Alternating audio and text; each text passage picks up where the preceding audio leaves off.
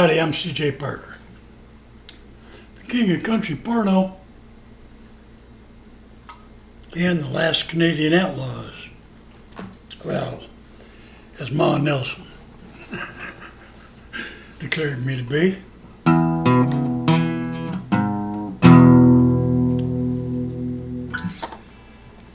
I've written a lot of songs, both before and after my brain was kind of, well, destroyed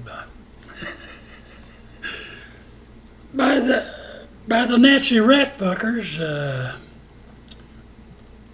in the Federal Bureau of Prisons. Over the course of 3 years when I was tortured,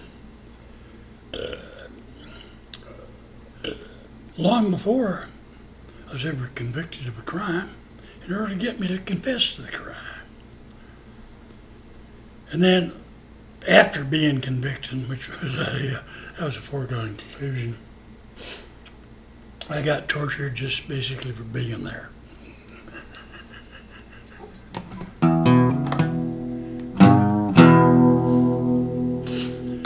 Now, I was a cellmate and close friend of Toto,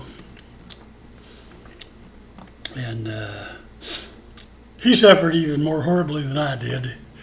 He, every day while he was in prison, he was raped by his imaginary cellmate. And every time he lost a card game to his imaginary cellmate, he had to give him an imaginary blowjob. These are the kind of horrors he had to go through. I documented some of this with songs. One of them, the ultimate prison song, Pussy with a Prostate.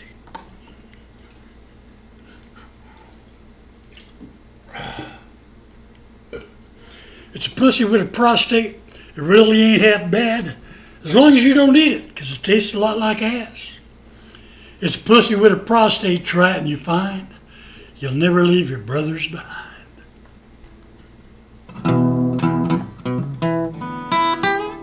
Of course, everybody kind of move away from you in the yard when you sing that one. It's like, especially if you got that wild look in your eye.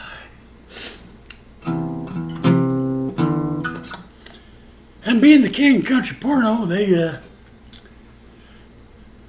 made me the ball boy for the weight team. When those prison guys get to lifting them weights, when their balls start to sweat, I'd towel them off. Yeah, I was the ball boy for the weight team. I wrote another little song that's never going to see the light of day since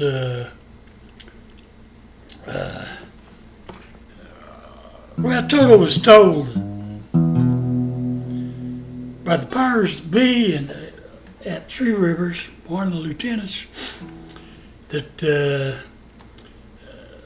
one of the mandates of the prison system was to keep them away from another inmate. It was on record they should never be in the same system, never have a chance to contact one another. Well, they wouldn't tell them, but well, those of us who've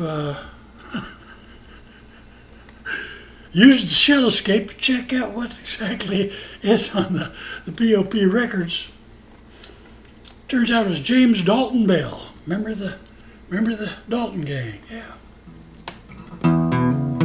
Who federal prosecutors would tell you is a dangerous man. But they did have a little contact at SeaTac at the Federal Holding Center there. And that was a big fucking mistake. Because while James Dalton Bell may be a pretty decent human being, he's also a criminal mastermind. Now, this is kind of what worried the government, is stuff like assassination politics, which won prizes, even got quoted by an attorney general See, the biggest problem here was that he was a criminal mastermind and they were scared to death of him, but they were even more scared to death of him having contact with someone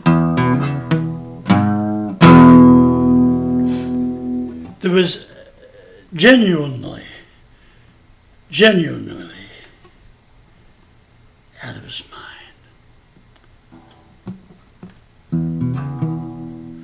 Due to their torture and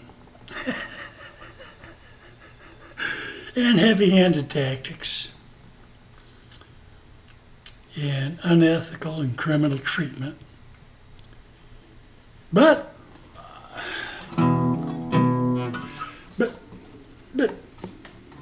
the genuine psycho,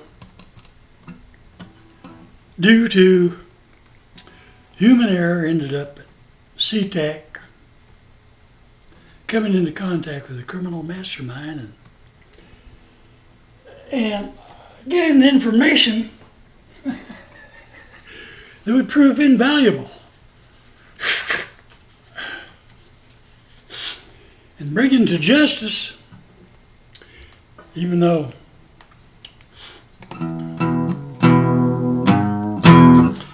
he wasn't actually the new marshal in town, but he knew the new marshal in town, who did bring justice to all the criminals that illegally and unethically put the screws to him. Someone who met the members of the Montana Freemen, a guy named Russ Landers. Now, he was teaching people in prison. These are a bunch of farmers. These are a bunch of farmers that did things they believed in that fucked with the economy, the U.S. fucking federal system. Well, so they had to become criminals. I remember Russ Lander, he's a farmer. He's a fucking farmer. I know farmers. I grew up in Saskatchewan.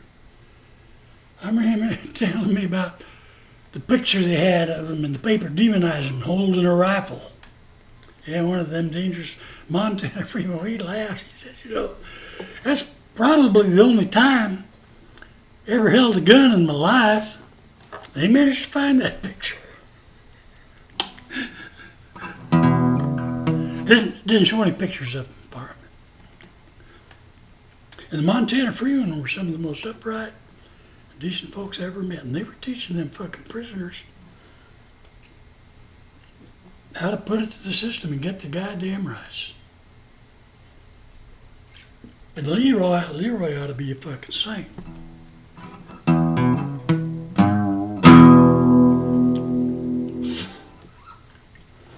Anyway, I miss my shot. I could have been famous as the first person to ever present a singing defense for a man in a federal court.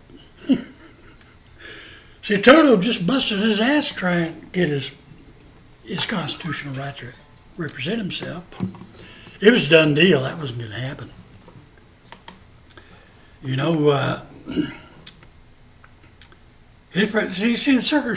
Secret Service came to visit him. They made a very simple request. They said, shut the fuck up. Go away and shut the fuck. That's all they asked him. Go away and shut the fuck up.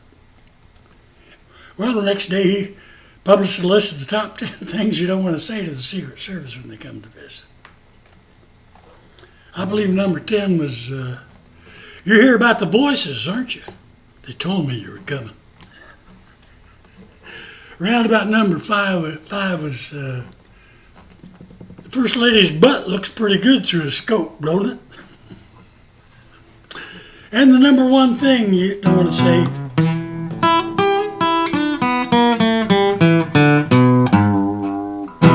the Secret Service when they come to visit us, cuckoo, cuckoo. So anyway, he ended up being arrested outside the Rialto Theater in Tucson, Arizona, and there's a little brick there to commemorate his arrest.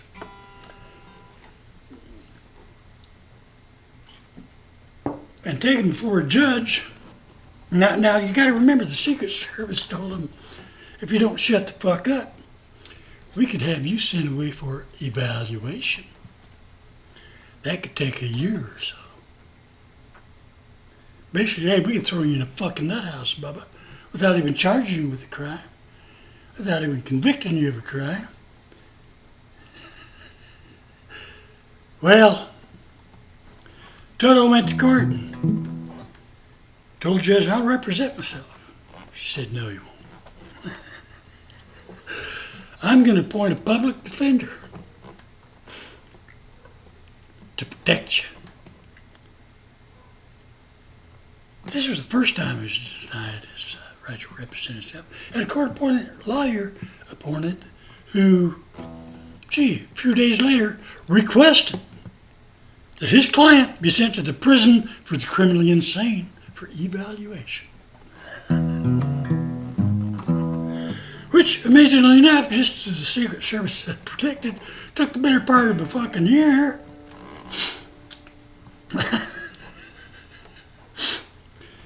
But he got to meet some interesting people. There's a fellow he met in the wreck cage, he trying to be friendly. He asked him, where are you from? The kid says, I'm from the ship. The ship. Toto told him, well, you go ahead and unpack your bags. I think you're going to be here a while.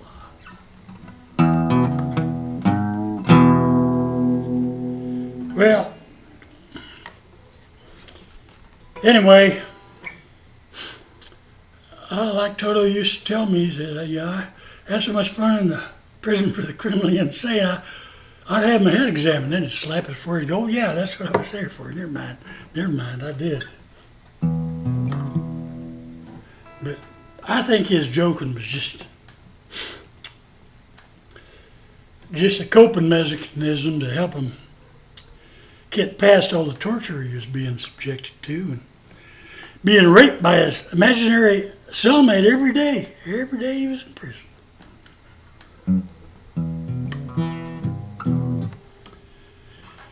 Anyway, if he ever had been allowed to represent himself, which he was after his conviction and sentences, I was going to sing a song I wrote. And if he's representing himself, his whole defense would have been that there were mitigating circumstances that needed to be considered.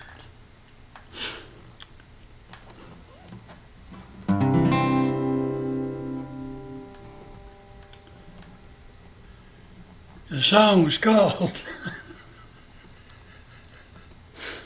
I'm a Victim of a Bad Attitude.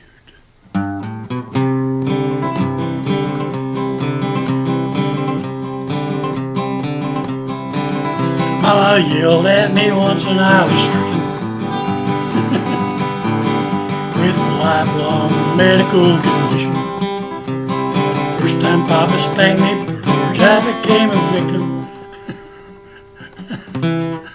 I became a victim.